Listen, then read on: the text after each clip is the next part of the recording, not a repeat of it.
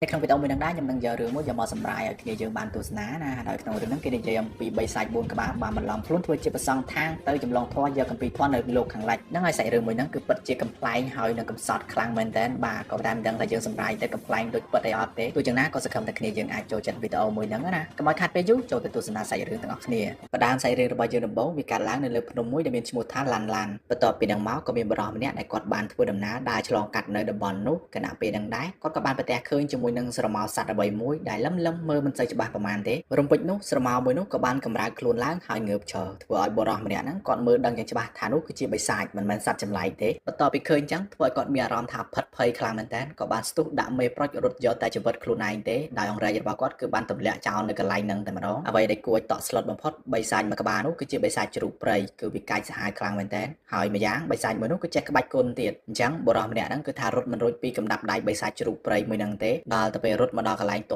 ច្រកអញ្ចឹងទៅបរិសម្នាក់ហ្នឹងក៏បានលិតជង្គង់សំពះសុំបង្វល់ទៅកាន់បិសាចជ្រូកព្រៃហ្នឹងឲ្យទុកជីវិតឲ្យខ្លួនដល់ឡែកបិសាចជ្រូកព្រៃណាវិញក៏បានបង្គាប់ឲ្យបរិសម្នាក់ហ្នឹងបកគលរបស់ដែលមានតម្លៃមកអស់សូម្បីតែសម្លៀកបំពាក់ដែលបរិសម្នាក់ហ្នឹងកំពុងតែពាក់ក៏ត្រូវបកគលឲ្យបិសាចជ្រូកព្រៃទាំងអស់ដែរទុកតែខោក្នុងមួយទេបន្ទាប់ពីហ្នឹងមកបិសាចជ្រូកព្រៃមួយក្បាលហ្នឹងក៏បានស្រែកសម្លុតទៅកាន់បរិសម្នាក់ហ្នឹងថាបើសិនជាឯងយករឿងដែលយើងប្លន់ឯងនេះប្រាប់ទៅកាន់អ្នកដទៃទៀតយើងនឹងចាប់ទុកជីវិតរបស់ឯងដូចជាគល់ឈើមួយនេះអញ្ចឹងគឺកាច់បាក់ផុយតែម្ដងបរិសម្នាក់ហ្នឹងបន្ទាប់ពីស្ដាប់ជ្រូកព្រៃគម្រាមកំហែងបែបហ្នឹងហើយធ្វើឲ្យគាត់ភ័យតក់ស្លុតខ្លាំងមែនទែនហាមាត់បិទមិនចិត្តទេប៉ុន្តែនៅក្នុងគណៈពេលនោះក៏មានវត្តមាន3សាច់ក្អែកមួយក្បាលហ្នឹងបានដើរមកដល់សួរបិសាចជ្រូកព្រៃថាហែងជាពីណាគេបានមកស្រែកអាឡូអាឡាកតាថ្ងៃត្រង់ហ្នឹងបិសាចជ្រូកបន្ទាប់ពីស្ដាប់ហើយគឺមិនទាន់បានឆ្លើយតបទេក៏បានសួរបកទៅកាន់បិសាចក្អែកវិញថាចុះអាហែងហ្នឹងជាពីណាគេក្អែកក៏តបទៅវិញដោយគេហ្នឹងបានលើកស្លាកសញ្ញាមួយបង្ហាញទៅកាន់បិសាចជ្រូកហើយក៏បាននិយាយថាគេហ្នឹងមកពី King Kheo អត្ថលេខរបស់គេហ្នឹង